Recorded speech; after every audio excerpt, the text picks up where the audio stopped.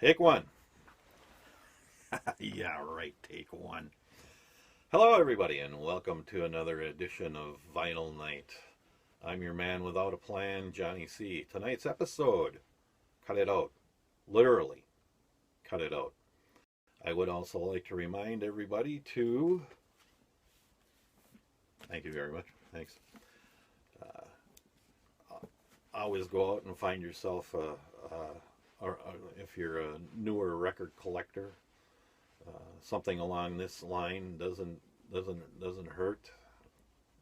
Gives you an idea what's going on. Sometimes this one's an older one. No. We didn't get too far. Take two. Take two. Hello, everybody, and welcome to another edition of Vinyl Night. I'm your man without a plan. That's true, Johnny C. Tonight's episode, cut it out. Literally, cut it out. A minute 50. One more time. Take three. Hello, and welcome to another edition of Vinyl Night. I'm your man without a plan, Johnny C. Tonight's episode, cut it out.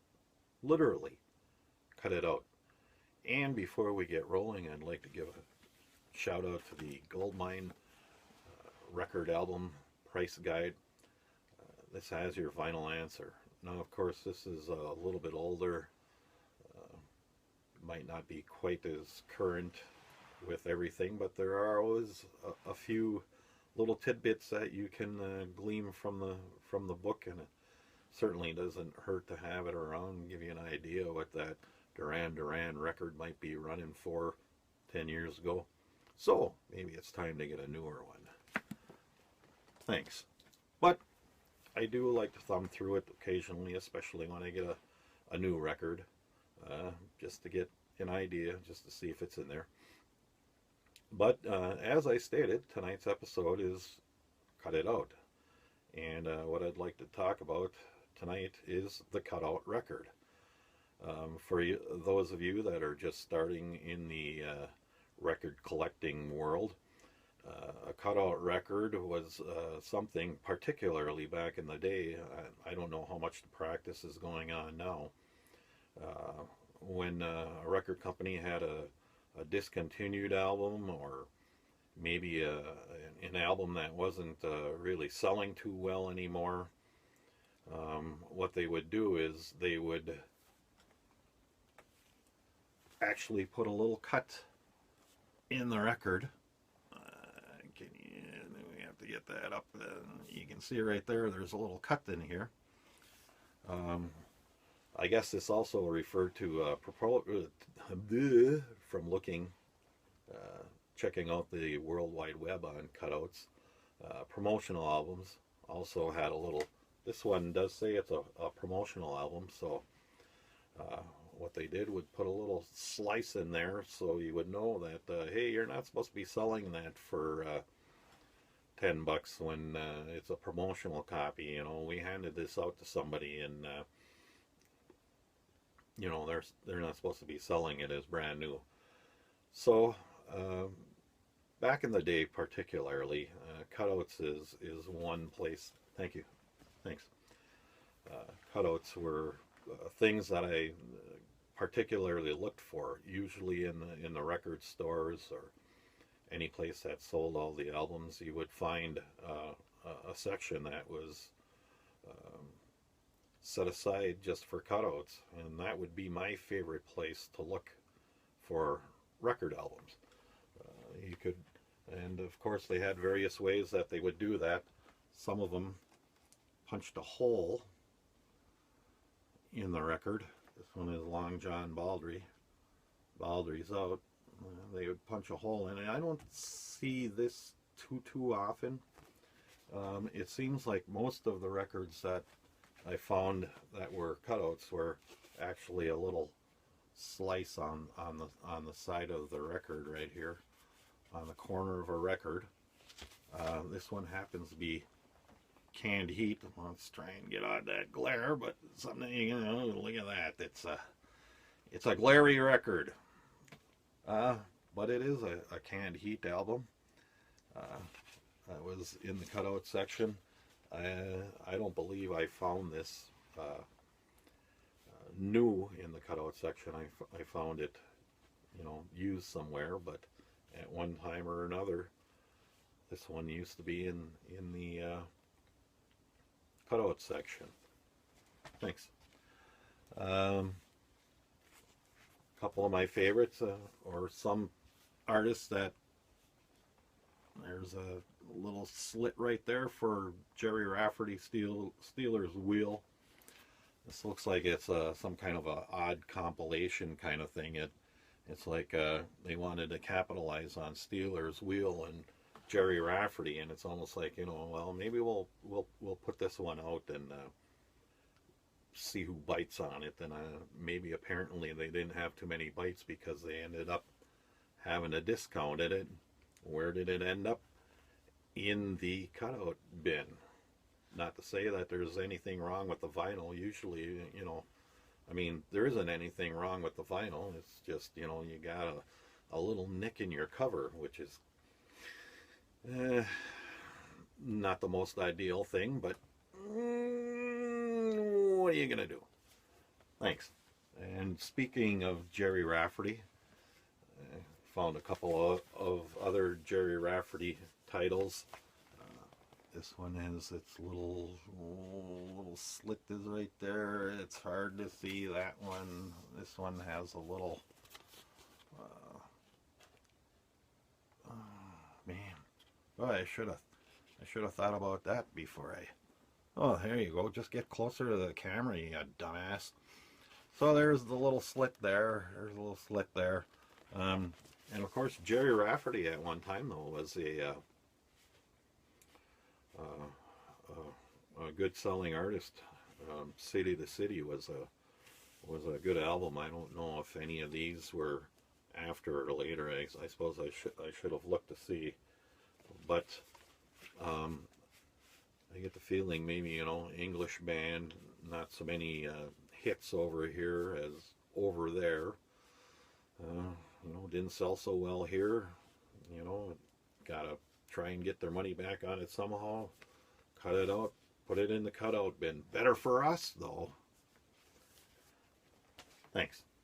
Some artists, Robin Trower. Maybe not a big selling record there. Let's put it on the black in the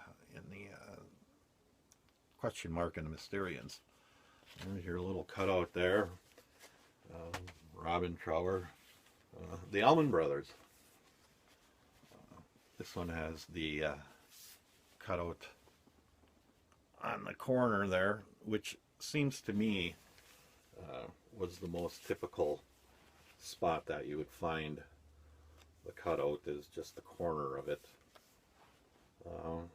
Allman Brothers ended up being in a discontinued bin. Cutout, too many of them, didn't sell. Throw them in the cutout. Let's get some cash back on it. Great for the person that had to buy it the next time. Thanks. Some of my favorite cutouts that I have. This one isn't a real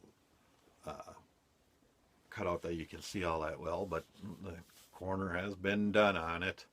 No, that's not a rounded corner. This would be Tony O'Kay, Life in the Food Chain, which is an excellent song, Life in the Food Chain. Well, your mother was there to protect you, your papa was there to provide. So how in the world did the excellent baby wind up in his hotel so broken inside?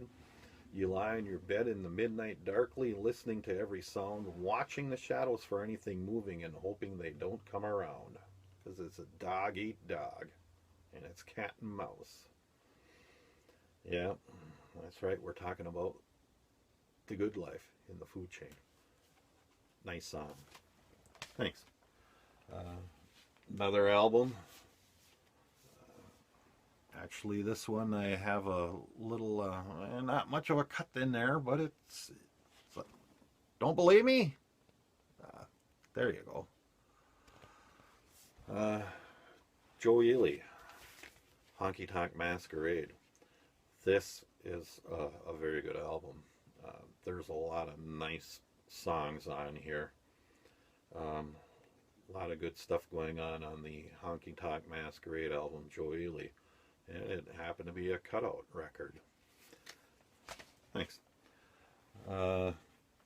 Another one that I have, oh, I got a piece of the inner sleeve, record sleeve there, but this is the Bonzo Dog Doodah Band. History of the Bonzos. I believe I did find this one right at the cutout. A lot of these records I might have just found at the thrift store or wherever I got the record from at the time. Some of them I did buy when they were cut out, and some of them I didn't. This one I believe I did buy from the cutout bin, fresh. The History of the Bonzos. The Bonzo Dog Doodah Band, another English band. Parody, comedy, if you will. And the English sense of humor. Think Monty Python and Mr. Bean and how those things kind of go. Benny Hill. It's the History of the Bonzos. And then I have a whole family. You'll see. A whole family of cutout records. This is also an English band called Family. Fix that. All of these records were cutout records. And I had happened to be at a friend's house, and he had this album, Family Bandstand, and I had heard it and said, "Ooh, I like that record," and I happened to find it. This is a real nice record. Must have never caught on here in the U.S. If I remember correctly, I think I remember hearing a reading where a critic said that the gentleman's voice, the lead singer, Roger Chapman, sounded like a bleeding goat. Bleeding like B-L-E-A-T-I-N-G. Or wait a minute, is it Chapman? Yeah, Roger Chapman. I was thinking of David Glover. Roger Chapman, singer for Family. I personally think it's a great record. Every song on here is a good song in my book. So if you happen to see this one out there, it's Family. Bandstand. Thanks. And another Family record that was in this gang. This one's called Fearless. This is a halfway decent record. I don't like it as much as the previous one, but it's still not a bad record at all. So we have Family Fearless, thanks. We have Family Anyway. So it's a whole family of cutout records. And one of the last families that are in here, Family It's Only a Movie. So, there you go. I have a whole family of cutouts. This isn't a bad record either. There's some good tunes on here. Actually, the whole catalog is all pretty good. Family. Thanks. English band that probably just didn't have any real FM hits going on. Not much airplay in the U.S. They're over here to sell. And they end up in the cutout bin. Good for us. Not so good for them, but hey, as a record collector, there's nothing wrong with the music. Some of the records are actually very, very good. Just didn't happen to sell. And you know, that's the name of the game. Cashish. Alright, that's it for our episode tonight. Hope you enjoyed it. I'm Johnny C. Ta-ta for now.